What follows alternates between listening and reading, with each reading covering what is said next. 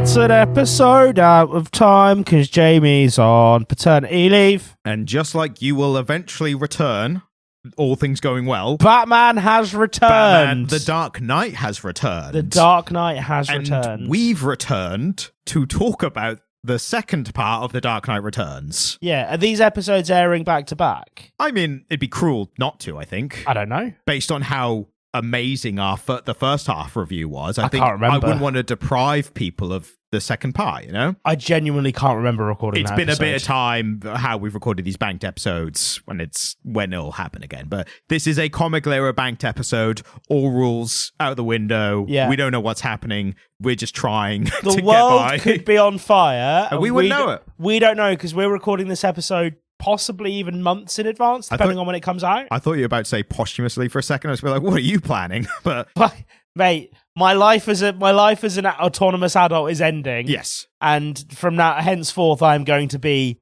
dad. What a world. What a world, eh? And speaking of dads,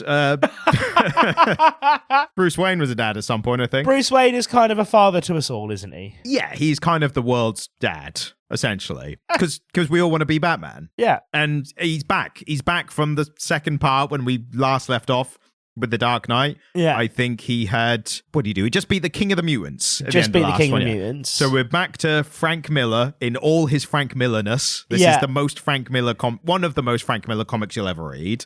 What was your thoughts coming back to the art? So the art has degraded further. I could see what you mean by that. So I know wouldn't you use like degraded. I know you like it. Yes. I like do how not. fucked up it is. Yeah, so, I mean, the thing is you keep saying, oh, yeah, but, doesn't it convey something to you? And I'm like...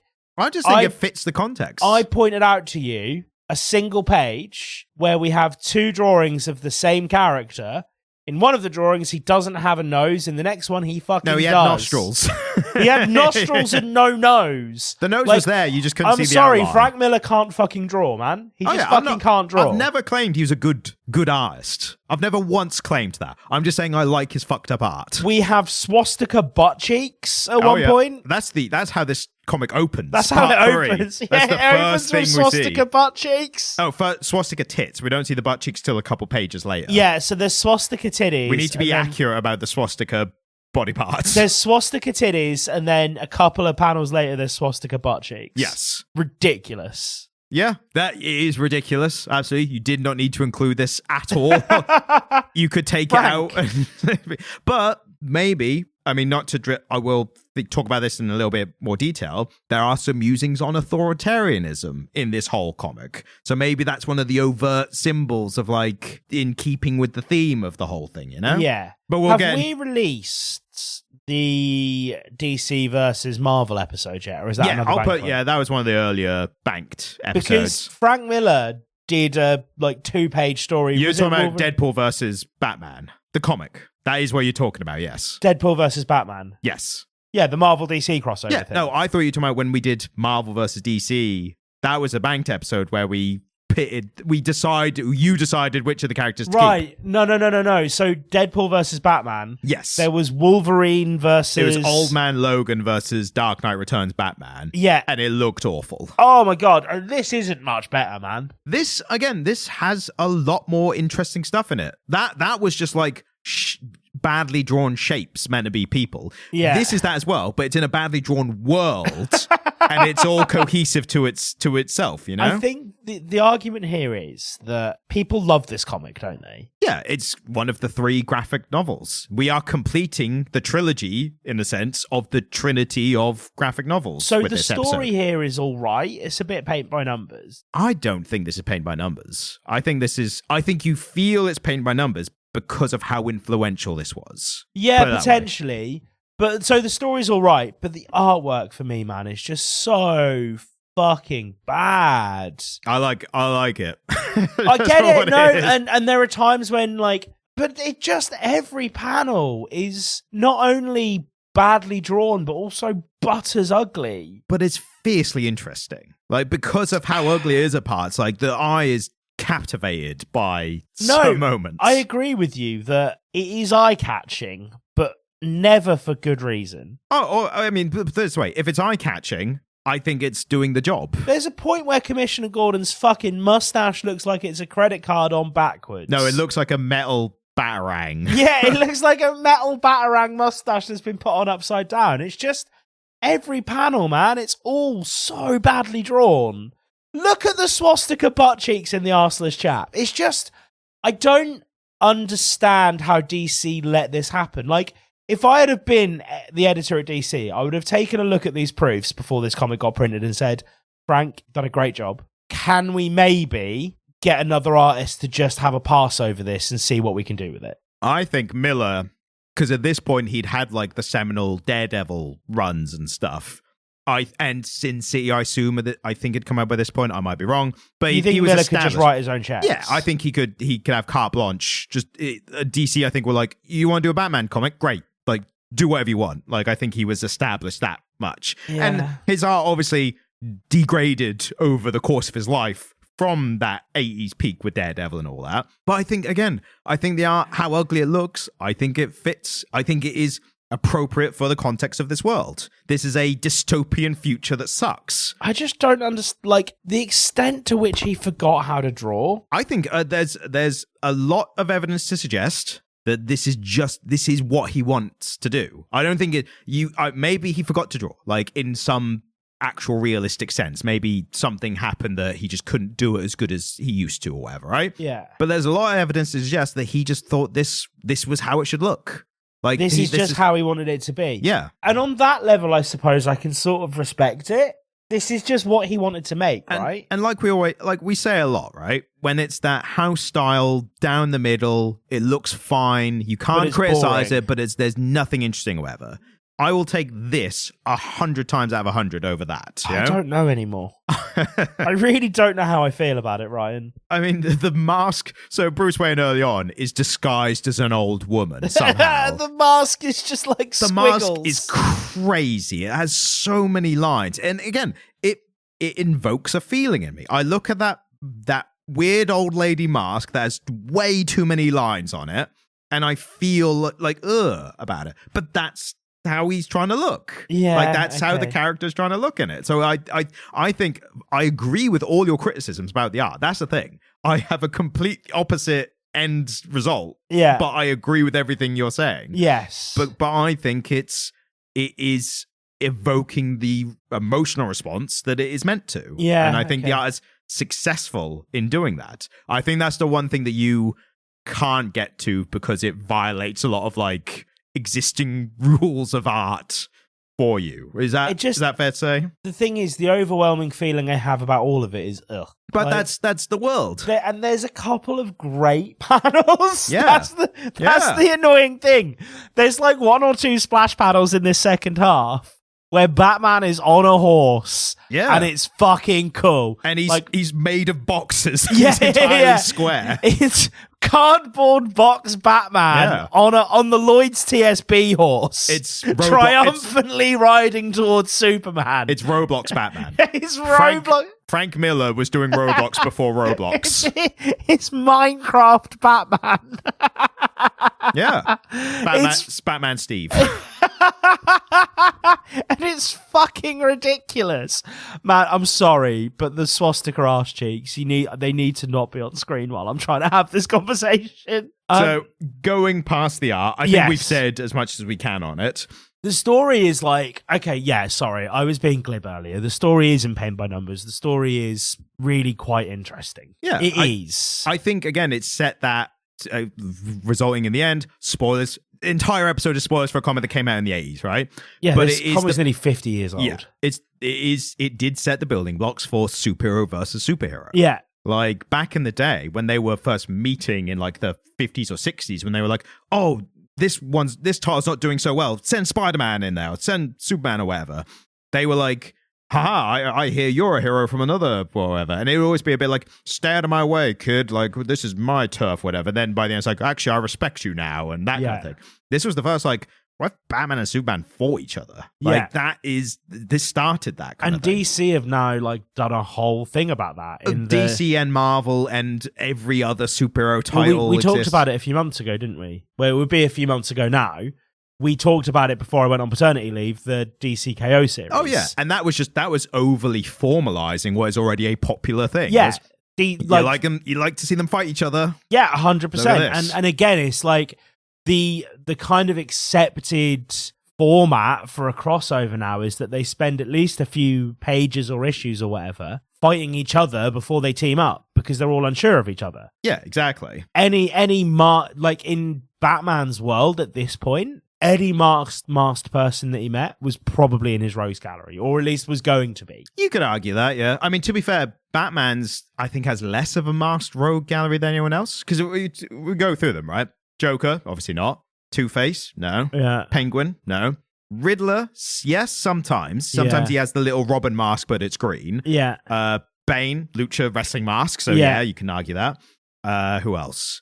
Catwoman's Mr. mask, Freeze. but Mr. Freeze, no mask. Yeah. So, no mask.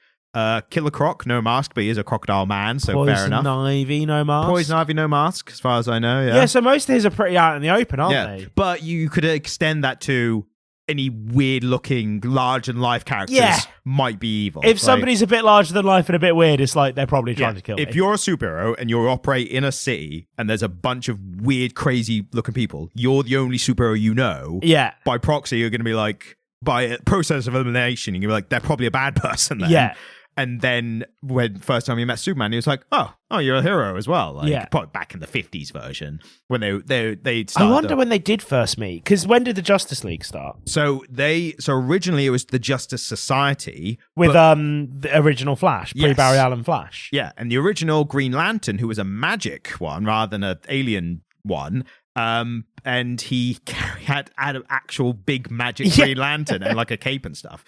But originally, Batman and Superman were not part of that because the idea was that they were so successful, they didn't want to dilute. They didn't want to oversaturate the market with Batman and Superman. Because it was already doing so well. Yeah, but they were like, if we give the people too much, they'll get sick of them. So we want to keep them as the complete opposite nowadays. But literally, you look at the month we're recording, the top 5 comics that sold like individual issues is literally it's Batman, Deadpool, Batman, Batman, Batman, Batman. Like, really? Yeah, exactly. So nowadays, if something's successful, they're like, get them out as much as possible. We want as much Batman as possible. Yeah. Movies, TV shows, comic books, the lot. And then it wasn't until, I guess, I'm assuming the 60s, then the Justice League as we know it was then a thing. And they were like, oh yeah, it's the biggest heroes of the world. So it's obviously Batman and Superman. Yeah. So yeah, it's interesting how it is comparatively now. So I think there's a lot to talk about in this comic generally. I talk in more general terms, and then we'll kind of do the specific stuff. Like, I want to talk generally about the themes of authoritarianism, right? Yeah, I think that's what this whole comic is about. Yeah, I'm inclined to agree. So again, like I said before, there's a lot of very obvious iconography and symbolism. There's the swastika woman at the start of issue 3.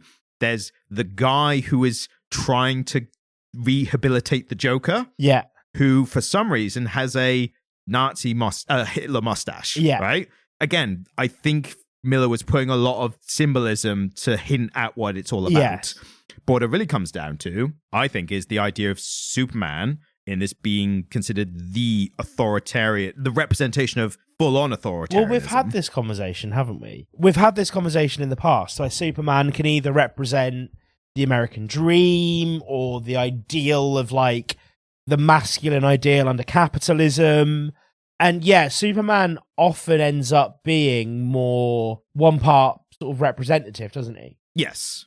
And I think here, Miller is definitely using him as that. Yeah. And that's kind of why, relating it to the whole superhero v superhero thing. Yeah. A lot of people love this as like the great Batman-Superman fight. But the only way this works and gives them a reason to fight at all is it's a poorly written Superman. Yeah. There's little bits that are like good Superman, like a bit later where he rips open the bat tank and there's little Carrie Kelly Robin. Yeah. It's like, isn't this a school night? It's like, that's very Superman. Yeah. And there's other nice stuff that he does, like after the fight, like how he's holding Batman and stuff. Like, so there's glimpses of proper Superman. But ultimately, this Superman would not work for a president and help keep all the other heroes from not being heroes because of a president wanting it that way. Yeah, that's not how Clark behaves. No. That's not how Kal-El behaves. He sure as shit wouldn't rip off Green Arrow's arm because he refused to stop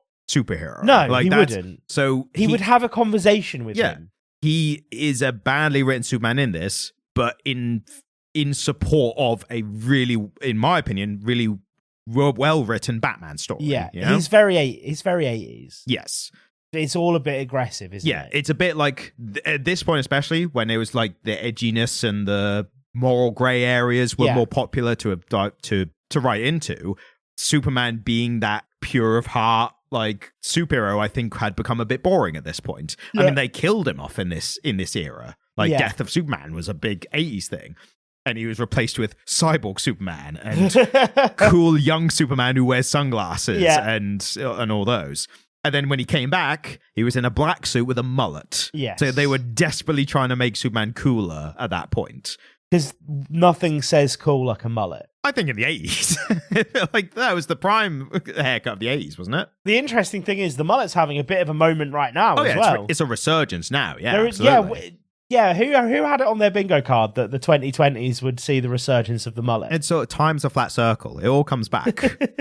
And like I said, we're talking about a superhero versus superhero fight from the 80s, and we did a few months ago DCKO. Yeah. So it all comes back. You know? Yeah, absolutely. I mean, once you have all these overpowered heroes, I think a natural place for fans to get to is what happens if they fight. Yeah, exactly. I mean, again, I think this started that craze in the first place.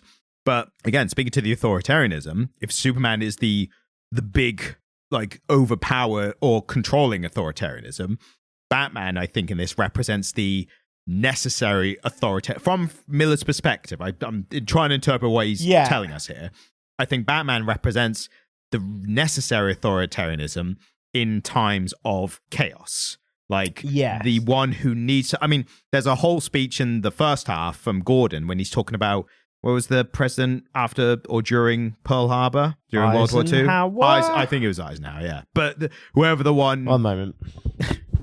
Roosevelt. Actually, towards the end of the war, is actually Harry S. Truman. Yes, it was FDR and then Truman. Yeah, so presumably it was Roosevelt that Gordon was talking about during Pearl Harbor, which was obviously during World War II, right? Pearl Harbor was quite towards the end of World War II. So it might have actually been Truman. 1941. So that was Roosevelt while he was still in power. Yeah, because it was Roosevelt until 45. Yeah. So main point being, Gordon does his speech about how Pearl Harbor happened. No one knew what to do. Everyone was scared. Yeah. And it was Roosevelt's voice coming over the radio being like, we've got to stand up to this and everyone buck up and let's show them what we're made of, kind of thing, that gave them the courage to actually, you know, fight off the enemy and everything like that. Well, I mean, it kind of, the Americans didn't really have much reason to join World War II until the Japanese attacked Pearl Harbor. Yeah.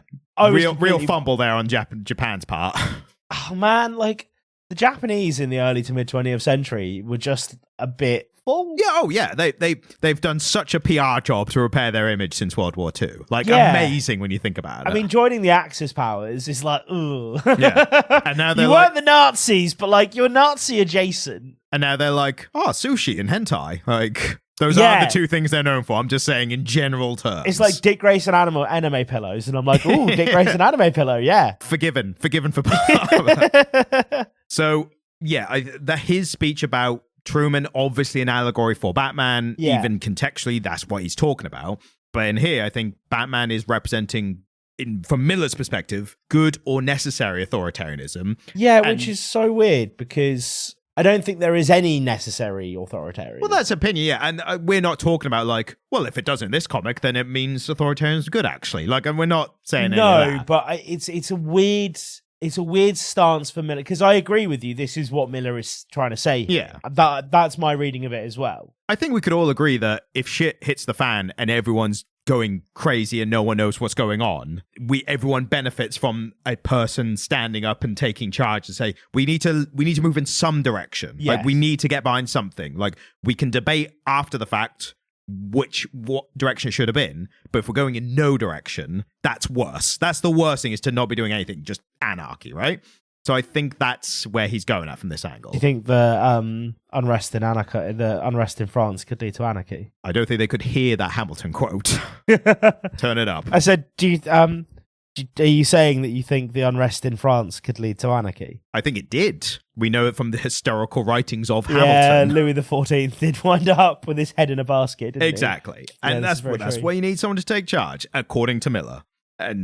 But yeah, I think it's interesting how he's used these existing characters to kind of position them in this way and tell this story. Yeah. And if it wasn't for the swastika and the Hitler tash and the Harry Truman, the Roosevelt speech, yeah, I would have been like, he's done it really subtly. But then if I caught on to it, it definitely wasn't that subtle. Yeah. I mean, the fact that he didn't go full Hitler is nice. Yeah, it's always nice when people don't go full Hitler. It's just the stash, you know? Yeah, just the stash. But it's on a character who he is kind of lampooning in this, or the role of the character, because he's like, I rehabilitated Two-Face, even though that didn't go well, and now I'm going to rehabilitate the Joker, and I'm anti-Batman. So I think to give that character not only the Hitler tash, which is bad in itself, but in the first issue or second issue, he's wearing a Superman t-shirt. Yes. So again, that's like he's using symbolism to kind of connect all these different characters and kind of show their roles. So I think it's interesting that was the general theme that he was going for in this. So big themes out of the way, get to the nitty-gritty of this. This issue primarily is about the Joker in this role, right? Yeah. This Joker is the one. And again, another thing that I think Miller almost only didn't start, but he definitely popularized with this idea of this version of the Joker being so obsessed with Batman solely. Like that's his whole reason for doing anything. Yeah. And before this, like for decades plus, like Joker was his biggest enemy, but he was also just a career criminal. He just loved to do crime, didn't he? And whether that was Golden Age or Silver Age, he's robbing banks and putting flowers in the money or whatever. Like he's Jack in the Box, like that kind of stuff. Or then later when he got really dark. Well, is this pre or post The Killing Joke? I think it's around the same time. Because The Killing Joke is 86, isn't it? Killing Joke's 88. Killing Joke's 88, so I was 2 years off. And Dark Knight Returns 86. So this is 86. Yeah. Killing Joke is 88. So this came just before A Killing Joke. Yeah. So I think like this and Killing Joke are what kind of set the Joker as the not just the main bad guy of Batman, but literally like his antithesis, his dark other side, his I can't live without you and you can't live without me, like that kind of connection, you know? Yeah, absolutely. I think there's these two comics that codified that, and that has now become almost to the point of being a little bit overused. Yeah. Yeah, it's kind of become a bit cliched. Yes. No, I totally agree with you. Like, again, all characters can have different iterations. And this is the problem is you get, because of stuff like this, you get some comic fans online saying things like, Batman wouldn't do that, or Joker's not like that. And it's like, just because a version of that character has been popularized, yes, which is absolutely fair enough, that doesn't mean you can't do a different version or do something different. The issue with the internet, though, is that the internet has become a place that is resistant to anything other than very simple discourse. And so explaining to somebody the nuances of the fact that the versions of these characters that you've become accustomed to are just the versions of these characters that you have in your era, but actually they have been and can be so many different things. Yeah, you say that with discourse thing. I get what you mean by that, but I think it's the arguments about stuff like that where people are kind of steadfast or stubborn in their position. I think that's the loudest parts of the internet. Yeah, potentially. I'm on Reddit and I see, sometimes I'll see that, and sometimes I'll see the people who are like, that's fair, I like this version. They'll be like, yeah, it's not for me, I like this version. And I see that kind of, but that doesn't register with you as much as the one person be like, you can't say that about Batman, and then a few comments say, you're literally Hitler. Like, I suppose it's easy to forget people having a quiet, calm, and respectful conversation. Exactly, yeah. So, yeah, I think it's interesting here that what really sets this Joker as that kind of character is because while the time that Batman, Dark Knight, has been retired and coming out of retirement, the Joker has apparently just stopped responding. Yeah. He just became comatose, and he ended up in Arkham, I think it's Arkham, but he's just like literally unresponsive, doesn't talk to anyone, doesn't look at anyone like that. And then the moment that he hears that Batman's back, he's like, huh? And like, and I do like that as a concept. My problems with it now, like you say, is it's just been so overdone since then. But imagine reading that in the 80s. Imagine like your enemy, you retire as a hero, your enemy just stops. Like that's even more annoying. We're like, you're only doing this because I'm trying to be good. Like that's even, if you were just bad independently of me, that's fine. But you're so annoying because you're just being this way because I'm trying to do good. Well, it almost ultimately puts a responsibility on you to try and not do any good, right? Yeah, exactly. And that's even more annoying. And it comes up with that whole the arms race of superheroes. I mean, it's summed up best in Batman Begins, where Gordon's like, what was it? We wear armor, they get armor-piercing bullets. We get semi-automatics, they get fully automatics. Like, there's someone running around as a bat trying to stop crime. Well, we just got this Joker card. Like, I like how that's set in that kind of way. Yes. But then the idea that then a superhero stops being good, and then enemy's just like, well, this sucks. There's no point. I'm going to go home. There's no point in committing crime when it's easy. Yeah, no, exactly. Yeah, no one would stop it. And the idea of the Joker only does it to get a rise out of Batman. Yeah. And he enjoys the competition with him. Yes. And it's hard to reconcile. I mean, I can't kill you because you're just too much fun. Like that is that.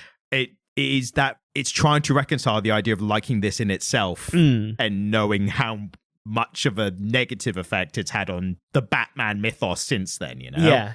I suppose, so for me, if we're getting granular with it, the thing that's most interesting about this is the ending. Oh, 100%. You want to? Should we go there and assume that everybody's read this? Oh yeah, 100%. Yeah, I mean, if you're listening to this without having read it, like, by God, like this is one of the comics. This is required reading, I think, for comics. It's one of the 3 big graphic novels of the era, isn't it? It's one of the 3 comics that kind of taught people that comics could be more than just comics. Oh, gee whiz, Batman. Yeah, exactly. Yeah. So the other thing I made this known, I forgot to mention, but the authoritarianism conversation, the great bit in just one page of the buck passing. People being asked about the Batman, and they start with Reagan president, and he's like, "Oh, I'm leader of the whole. Like, speak to the state senator," and the senator's like, "Oh, I'm the charge of the whole senate. You are speak to the mayor." It's like the mayor's like, "Oh, speak to the commissioner." Like that kind of weak men in charge, which again spit the whole authoritarianism thing of like bad authoritarianism is when you get bad people in those positions, and it could be good if you had good people. Like again, disagree with it. Yeah, not saying that's it. But I like this storytelling way of showing his opinion. Yes. I appreciate how well he's done that. Yeah. So, to Superman, who is the other big thing of this whole second part. Yeah. I think his introduction is really good. Yeah. We saw glimpses of him. Like, there was that in the first half, he's talking to President Reagan, and the flag turning into his S, like over panels, I think was really good. Here, Batman's fighting against bloody swastika woman, Nazi woman, or whatever. Dressed as an old lady. Yeah. Ridiculous. And he already has a disguise. Like, yeah, but he wanted to be there without them knowing it was no, Batman. I understand. I understand what's going on. It's just weird. The subtleties of the costume, if you didn't know, was he was trying to look like an old woman and not like Batman. Right, I fucking understand that. I was making a joke. I was being glib. I was trying to do humour. On this podcast? On this podcast. Jesus, what? I know. This is a serious review. God, it is as well, isn't it? Of swastika buttocks. Of swastika... 0 out of 5 stars, by the way, swastika buttocks. Yeah, the worst kind of buttocks. Yeah. I'll put my head above the parapet and say, stake my reputation. Swastikas are bad. Bad. Yeah. Bad juju. The worst kind of buttocks to have them on. Unless it's the Indian original one? Is that... The Hindu one. The Hindu one, yes. I mean, it's a slightly different symbol, but yes. Yes. So, back to Superman. In terms of, speaking of symbolism and all that, John. Yeah. But... Well, he's the symbol of the American dream, exactly. Isn't he? And again, I like how he's introduced because he's stopping crimes on the way. He's the symbol of the American dream. He's an immigrant. Yep, he is. But everyone... Take note. This episode's coming well late after that when Superman film came out. It's like, oh, it's very pro-immigrant. All of a sudden, this Superman story is it? And then all the comic book is like, he's the most immigrant an immigrant can be. He's from another planet. Yeah, like he's a fucking alien. Yeah. How could you read it as anything but that? Well, again, talk about political discourse on the internet. A lot of people just say shit without knowing. Tell you what, though, man, in the UK right now, there is a shining beacon of light. I don't think we talk about Zach. Oh, yeah, Zach Pulowski, yeah. Yeah, no, I like what fucking cool, man. I like what he's doing. He's taking on the wealth tax stuff from Gary Economics. Yeah. So he's the only one doing it. So he's got my vote. Well, have you seen the other thing that your party have announced this week? To clarify for America, this is not my party. It's a party called Your Party. It's your party, started by the former leader of the kind of more left-leaning centrist party that are currently in power. Yes. In the UK. They want to get rid of the House of Lords and make it an elected house. Nice. I'm up for that. Well, America only did it 300 years ago, you know? Yeah, we still have unelected officials who decide stuff. Yeah, which is wild, man. Hereditary office. No, it's not hereditary anymore. It isn't hereditary anymore. Right. The Lords. Well, at least we've got that. But it's deeply unelected. Anyway, sorry, you can just cut that out of the podcast. Yeah, I'll leave it in. It was like 2 minutes. Like, we go on longer tangents. I've been on longer tangents than that. Yeah, so Superman here, like... I like his introduction where I like how the introduction to this, in this issue, he's just saving people and solving crimes like on his way before he's even shown. He's like a blur. Yeah. And then he kind of busts through and saves Batman from getting shot, and Batman's like, didn't need your help. And it's like classic Superman and Bruce. I mean, I think this whole comic is is pushing us to the point where Batman and Superman fight. That's kind of the end goal here. Yeah. And that stuff is dealt with really elegantly. Yeah, it's slowly really built up. It's a slow burn towards this sort of, slightly disadvantaged Batman, I would say, because he's older. Yeah. But I mean, the way he treats Superman in this, I mean, for all the stuff that, like we said before, that's happened here, where Superman has been the guy to be like, everyone else go home, and I'm working for the president directly. Yeah. But the way that Batman treats him with that kind of disdain because of that, like, Superman's like, we need to talk. And Batman's like, all right, but until then, stay out of my way. Like, Batman's the only guy who can talk to... And this, again, this whole thing of Batman v Superman set this idea of Batman and the whole arguments about who Batman can win or beat or whatever. This started the whole, with enough prep time, Batman can beat anyone. Yes. But even here, Batman's the only human on Earth who will stand up to Superman, even just rhetorically. Yes. And how he talks to him, Yes. He's the only person who's unafraid of him. Yeah, exactly.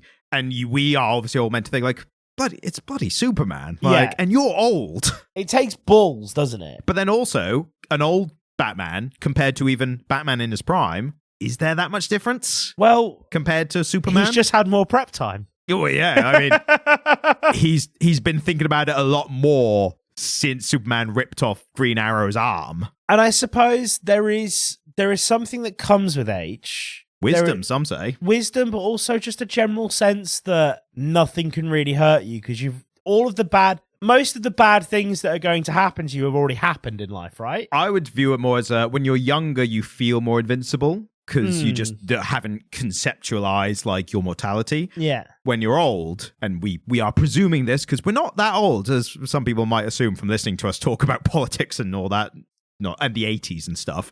But presumably when you're old, you feel your mortality, but because you've lived a life, you're like, well, I'm closer to the end anyway. Yeah, fuck it. You go for it, Superman. So Batman's like, I'm not afraid of you. I'll die.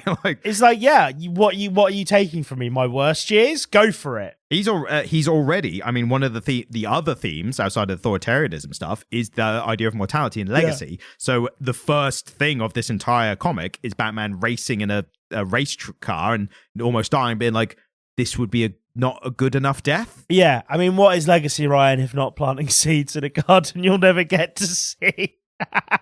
And for anyone who's not,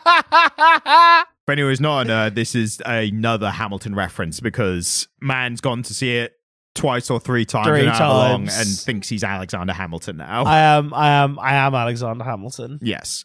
So the whole Superman conflict, again, it builds up. It gets they have a meeting and a discussion. Yeah.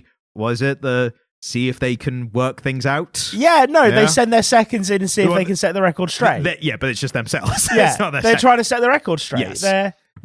And I think the art, speaking back to the art and how what I like about it, Superman is shown just standing like a Greek god who's never aged, with his open white shirt. Like, Yes. he looks ridiculously over the top like a hero. And old Batman is just like gray and like doesn't look anywhere near as pristine. Like, I think it did a good job of showing this. And there's an American Eagle. Yeah, which Superman is just in a panel with the eagle. Yes. Again, the symbolism that is being used a lot here. Yeah, they try to talk out, and it just, Bruce Wayne just kind of gets across the point of like, no, I'm not going to stop. And you're going to have to stop me if you want. Why have they made Reagan look like an actual ball bag? Because he was. Well, I mean, I know he was a ball bag. I'd say it's a pretty accurate depiction of him. It's probably the most accurate drawing that Miller's done in this entire comic. It's ball bag Reagan. Yeah, fair Otherwise enough. known as Reagan. Yeah. But yeah, I think in between that is all the stuff of Joker killing a bunch of people at this live talk show thing, which I really like that stuff. That is where the bad art works well, because it's like a horrifying scenario of a crowd of people all with the smiley face, and Joker's just like, I'm going to kill everyone here. And you're like, whoa. And I love that. I do love that guy. It's like, I was going to rehabilitate you. And Joker's like, come on. Like, I'm the fucking Joker. You were the only one. But that leads at the end, the culmination of this first issue is Batman chasing Joker into this, the Lover's Tunnel thing. It's like a boat ride amusement kind of thing. But Joker trying to force Batman to the point of killing him. Because short of everything else, like, Joker's near the end of his life, presumably. And he's like, if I can get Batman to murder me, that's it. That's all I need to. That's all I need to die happy. And I like what they do here, because Batman, the way he's talking about it in his narrative, he's like, I'm gonna fucking kill him now. Like, I'm old. I don't give a shit about my one rule as much anymore. He's just murdered a bunch of people. If I'd killed him before, he wouldn't have. I'm fucking done. I'm done with this and shit. Even with all that, he still doesn't fully murder him. He twists his neck to the point of paralyzing him, and Joker laughing at him like, you couldn't even do it now, and then twisting his neck to kill himself to get what he wants, in that he didn't push Batman to kill him, but everyone thinks he did. Yes. He's like, I'll take that as a consolation prize. Like, that's fair enough. And again, that is the ultimate endpoint where you can go of Joker being this obsessed with Batman. Yeah, absolutely. Is essentially his dying wish is to ruin Batman's reputation. Exactly, yeah. But I just love how, like, that is such, like, a good use of the kind of grungy, off-putting art. Like, that's where it kind of really all fits. Looks fucking gross, doesn't it? Yeah, and it's a gross situation. Yeah, I mean, you can make this argument until you're blue in the face. I'm never going to agree with you, because I just think it looks uckers. You do agree with me. You just don't prioritize, I think, the contextual I think justification. The difference is you are choosing to see it as this art being contextually appropriate.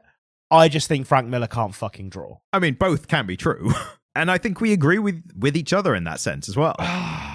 No, don't speak for me. I disagree with you. I wholeheartedly disagree with you. You agree with me. You just don't feel what I feel. That's the only thing. No, I don't. You don't get to speak for me. Like, I understand your point. I just disagree with it. I don't think the art being bad in those moments, because there could be good art that looks gross. Like, for something to look grotesque, that doesn't necessarily mean it's badly drawn. But this is just badly drawn. But if it's good art that's trying to depict grossness, is it truly gross? Like, because something can, like, you can draw a grotesque artfully.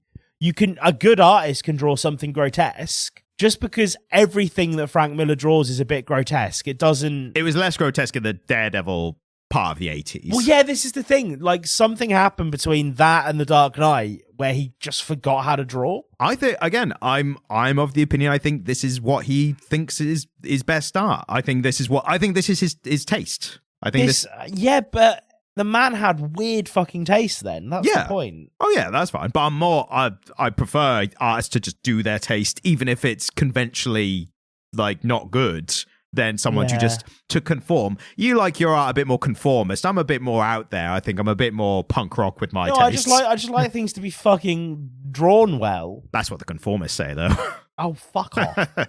Fuck right off. So, with that little tangent on the art again, then Superman, I think this is one of the things that it has to be included in the discussion of, like, Batman v Superman. Superman has been hit with a fucking nuke at this point. Yeah. And Batman acknowledges, like, thank God, because before the fight, Superman's coming into Gotham, and there's a bunch of missiles going off. Batman's missiles. And he's like, if Superman was at full power, he'd be dodging those easily. Yeah. He's getting hit up by them. And he also makes a point of like, I watch as he gets beaten up by all these missiles going off. He's like, I've had worse times. Yeah. He's like, I don't mind seeing Superman getting destroyed by a couple of missiles. Yes. But the whole, again, not to go back on the whole art point, I think the ugly art works really well for the exploding nuke and the Superman who looks like he's fucking withering away and wrinkled and dying. Like, I think it works really well for that context as well. Okay. But yeah, Superman, he's just been hit by a nuke. He manages to get back a bit with his whole the sun shining on him and coming back to some, not full power, but somewhat. Yeah. And then we get the big standoff, which, again, I like how they arrange it, because Superman uses his laser eyes to write "where?" in fire at Bruce's feet. Yeah. And Bruce is just like, crime alley. Like, he can hear me from here. I don't need to speak up, you know? But it's also happening along with this. I mean, like, one of the things that's come into the kind of common attributes that Superman has in the modern comics is that he can always hear Bruce's heartbeat, isn't it? Like, he knows where Batman is. Yeah, I think that's a recently established thing. I can always hear his voice and what have you. But here, if you've just like proposed a fight, proposing a duel with someone. Yeah, he's demanded satisfaction. Yeah, I think, they are both in a way demanding satisfaction. It has not been resolved, admittedly, by their firsts, not their seconds. And then Batman gets to choose the weapons, and he's like, batarangs. Yeah. Batarangs and a super suit. And I've got some secret weapons that you'll find out about later. But I think what is interesting against this backdrop, the reason that Superman's now being pressured more than ever to take Batman in as is because the nuke that goes off causes a blackout across America. Yeah. Everywhere's fucking rioting and crazy. But Batman uses the mutants, and again, another theme from this one was the influence of Batman on people. Some of those mutants are just straight up killing people in the name of Batman. And Batman has to kind of get them together, be like, fucking stop doing that. Yeah. We're not killing people. We're going to use our numbers to keep order in a blackout Gotham. Yeah. And I think, I can't remember off the top of my head if it's actually explicitly mentioned or just implied, but I think it's at least implied that Gotham is one of the better recovered places in America than the rest of America, because Batman is the one who gets people together and it's like, we're going to save everyone. People are rioting. There's like the news story afterwards and all that. But Reagan, from his perspective, he's like, he's making us look bad. Yeah. And that becomes where he's like, Superman, bring him in. And at least Superman has a little bit more of like, I'm not just going to come in and take you in. I'm going to tell you where, like, you set the place and I'll come and meet you. And you set the time and place. Yeah. They do it in New Jersey. Well, Gotham is kind of the Jersey of America, if you think about it. The most lawless, crime-ridden place. I think it was really early on that we talked about how expensive it would be to get car insurance in Gotham. Oh, yeah, 100%, yeah. Like, the amount of... we compared to Metropolis. Right. Yeah, we did, didn't we? I think health insurance would be more expensive in Gotham. Yes. Property insurance or like any kind of items would be more expensive in Metropolis. Yes. You're more likely going to get a car launched at a baddie in Metropolis, and you're more likely to get Joker gassed in Gotham. In Gotham, yeah. Yeah. So that brings us to the ultimate fight. And this is the one I've got to ask. This is like the main part of the entire comic. So what was your thoughts on this? This is obviously cool. Yeah. This is obviously really interesting. It's a Batman it's a thoughtful Batman who's had a lot of time to prep and is ready for his fight with Superman. And ultimately, it's a being giving Superman a run for his money, which we've never seen before up until this point. Yeah. Except for like the biggest baddest, like Darkseid or like those kind of characters, or Doomsday, which are like hulking alien menaces. But leading up to this, if you'd asked an average comic book consumer who would win in a fight between Batman and Superman, they'd all say, well, Superman would beat Batman easily. Yeah, exactly. And then we see it, and for reasons, he doesn't. Yeah, this is such a specific and unique set of circumstances that unfortunately a lot of Batman fans took to mean, well, with enough prep time, he can beat anyone. Yeah. And that's like such an oversimplification of what happens here. Yes. Because, like, yes, he has the prep time in this, but this prep time was like decades, as we find out, like, in the ultimate ending. Yeah. And Superman's been weakened by the nuke going off, and he's being written by a writer who obviously does not like Superman. Yes. Or is not that big a fan of Superman. Yeah. But still writes him well enough to be like, he's still like a nice guy in moment to moment.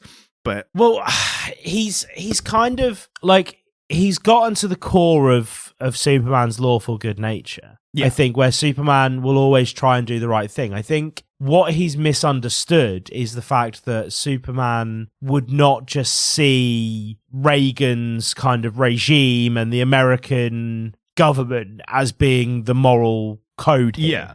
Superman would look at this situation and say, well, actually, I don't think Bruce is doing anything wrong. Yeah, I think Superman here, I think he has an element of... It's reductive. Yeah, I think he has an element of let the humans rule themselves and decide for themselves kind of thing. Yes. I'll help however I can, but also he's not just going to blindly follow whoever is the president at the time. Like, I mean, imagine if Superman existed now. Like, Donald Trump being like, actually, Clark, could you bad man, he's making me look bad. Yeah. Gotham had a blackout. He thinks he can round everyone up. I need you to go over there. I need you to arrest him. And we're gonna put him in jail, lock him up. That's a good Trump. Well done. Thanks. I don't have a Trump. What a useless fucking skill, but yeah. Have you worked on that? No. I've heard other people doing good ones, and I've noticed what they uniquely do. One of the best ones is Shane Gillis, who's a American comedian. He does a really good one where he's like, they're coming in over the border, like that. A lot of people do like the... I quite like Shane Gillis. Yeah, he's really funny. He had a great bit about he had a girlfriend who had an ex who was like a Marine. Yeah. And his bit about like, in that moment, I am more identified with Al Qaeda. But the way he does it is like the US Marine Corps were like, what's the words? Well, like military efficiency and like targeting bound, like that kind of thing. It's like Al Qaeda, like whenever they rarely ever killed someone, they were like, oh, he's like, that's me. Like I rarely win, and when I do, I get really excited about it. But in that bit, he also talks about having sex stomach to stomach, and that's also the same set where he talks about his Uncle Danny, isn't it? Yeah. And which is just fucking hilarious. I mean, the one line, and if anyone's listening to this and seen Shane Gillis, you'll get it. He's like, there's a lot of Down syndrome in my family. And he's like, it almost got me. It's like, just dodged it. It just scraped me. I just missed it. And then he talks about going to see the Washington Monument with a mask on. Yeah. And like people thinking. Yeah, real funny guy. Real funny guy. Hey, if you want a great impression by a comedian, a guy called Dan Soder does a fantastic Macho Man Randy Savage impression. His is more of like a, oh yeah, like I'm gonna win a WrestleMania, like that kind of thing. He does it really well. I thought we were still on Trump because I really like Alec Baldwin's Trump. I think his was a bit too over the top in very SNL style. It was an SNL one, but then there's not as good an impression. Yeah. Like it's more for comedic effect than accuracy. Yeah. Whereas Shane Gillis like is accurate and funny, whereas Baldwin was doing the pursed lips the entire time, and there is like that's not nothing. I'm not saying he's just invented that and nothing, but he's doing it so over exaggerated. You need to do a little bit of the rounding of the mouth to get the vowel sounds right, though, don't you? Oh, yeah. It's all about the immigrants. No, I can't list it now. I think he's really good. Really good. There you go. They say, he said to me I had the best, and I agreed with him. So, yeah, there's a little bit of that, yeah. So, anyway, back to Superman being an authoritarian servant for the president. Yeah, this isn't a thing that I think most versions of Superman would do, but they needed it for this. Yes. And so it's like, I think even back then, maybe people would recognize this as a slightly misguided Superman. Yeah, exactly. I think even when it happened, comic book fans were like, great Batman story, poorly written Superman. Yeah. But that's the thing but those were like the more kind of in the weeds fans. But then because this book became so popular and so well known, that caused a ripple effect to the more casual fan who was like, Batman v Superman, Batman always wins. That's the kind of popular idea that was taken by, the casual fan, shall we say, for that, if there are. I mean, in dirty casuals. The filthy casuals, yes. But yeah, I think it made for an interesting debate. Like, it kind of upped Batman's stance as like a guy who could take on Superman. Like, that in itself, he doesn't need to win every Superman fight. Yeah.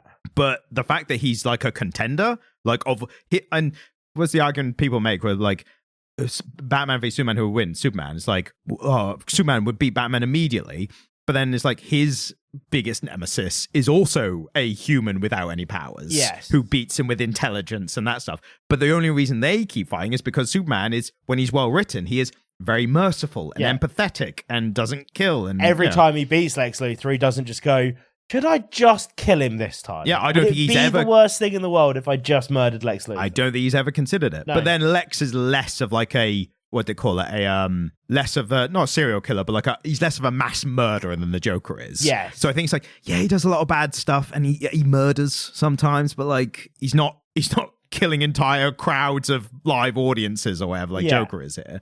So yeah, I think that is the difference. But yeah, I do appreciate even in this that while Superman is on the back foot for most of the time, he's not beating him with all this other stuff, with his plugging into the mains and electrocuting him and all the missiles and the sonic gun and all that.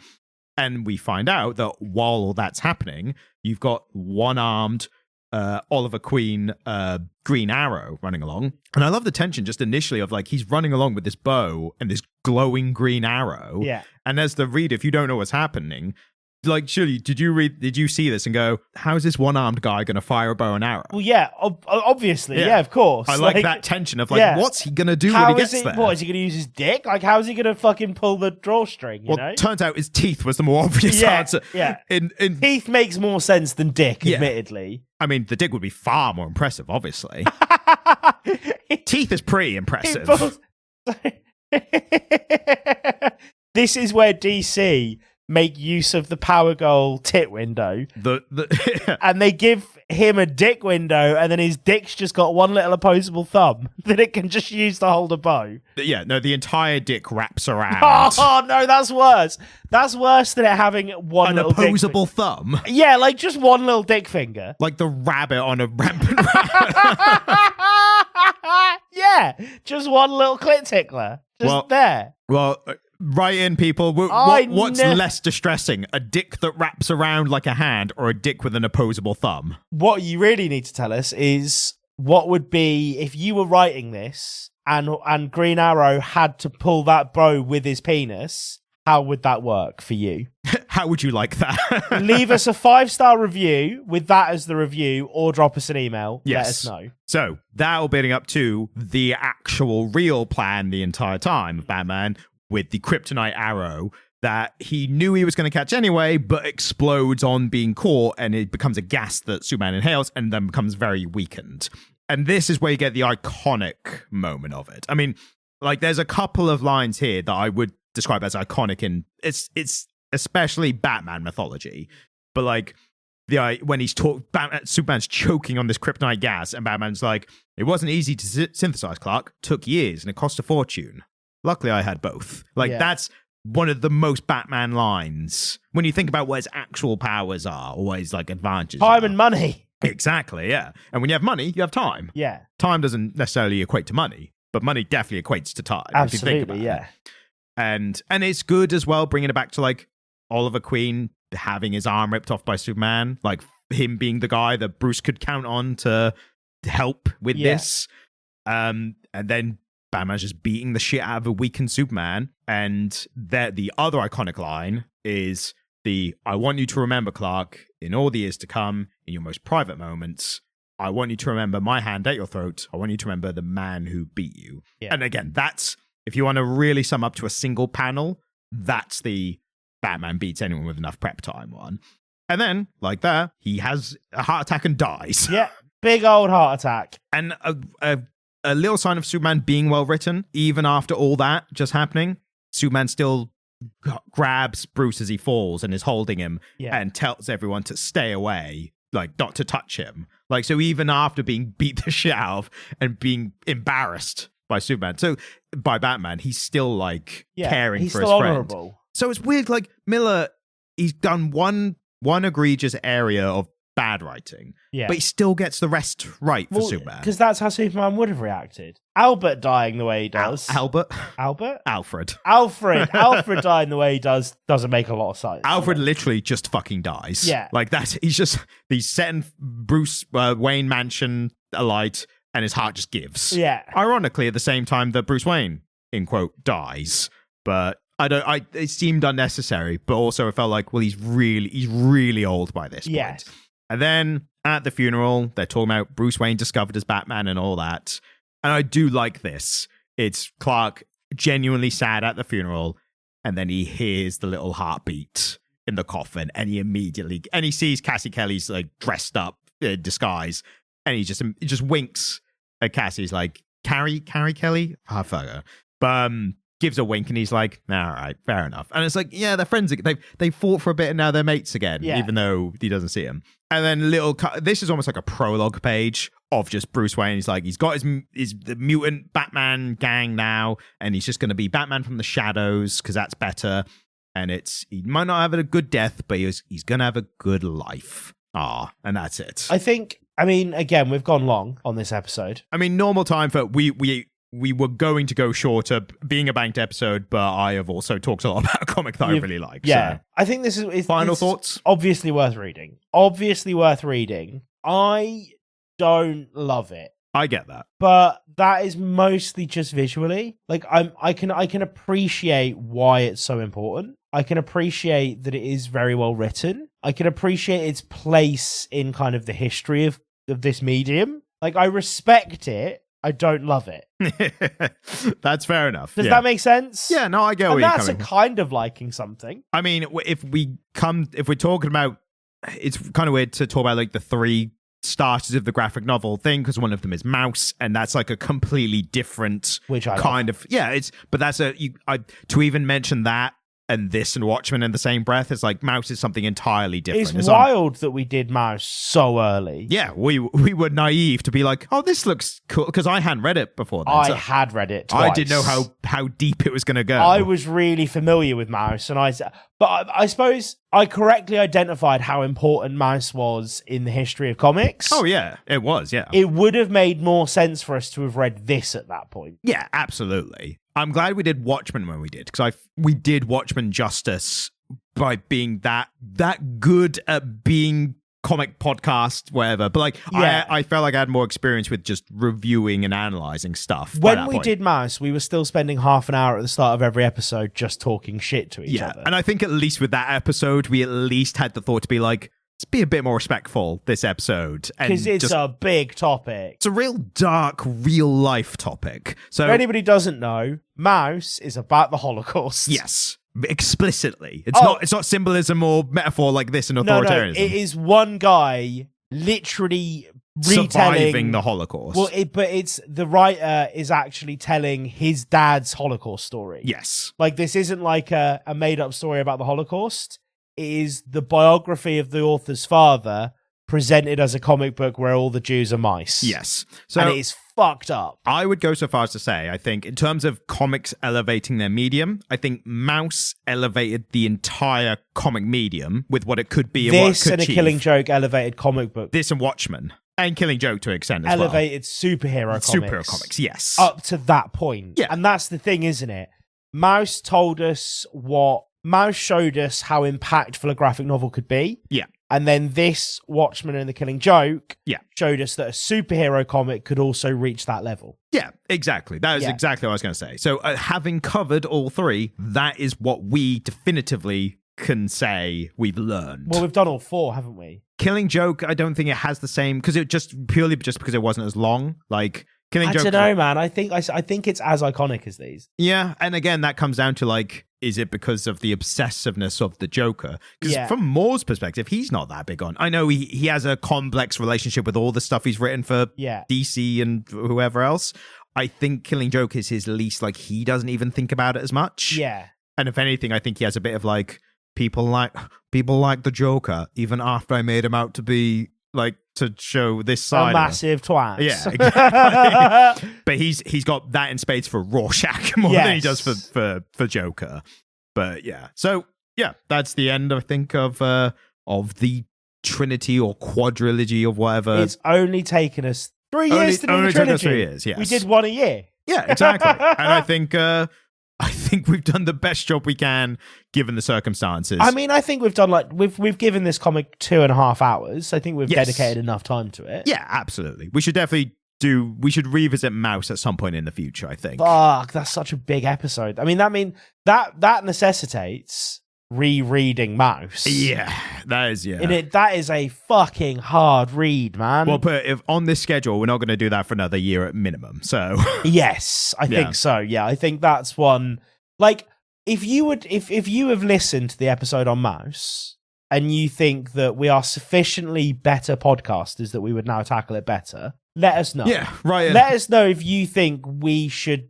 Because I definitely don't think we did it justice in our first episode. But it was maybe our third or fourth podcast episode we had ever made. But it's also hard to imagine how much more we could do with it. Because, again, it is just like a retelling of a personal story. So it's not like with Watchmen and Dark Knight Returns, we can't be like, oh, the writer chose to put this story element in because blah, blah, blah. Mouse is literally just, here's what happened, you know? The main point is it's a difficult topic, and maybe we'll come back again in the future, maybe not. It's a difficult topic, and I think it's fair to say it's becoming even more difficult, but that's a conversation for another time. It's a lot easier to talk about tit windows and Batman's dick, and this is the thing, and that's way more fun for us. It's a lot more fun, yes. So on that note, bringing it back to the levity, I think that's it, and let's say bye, shall we? Yeah, so thanks ever so much.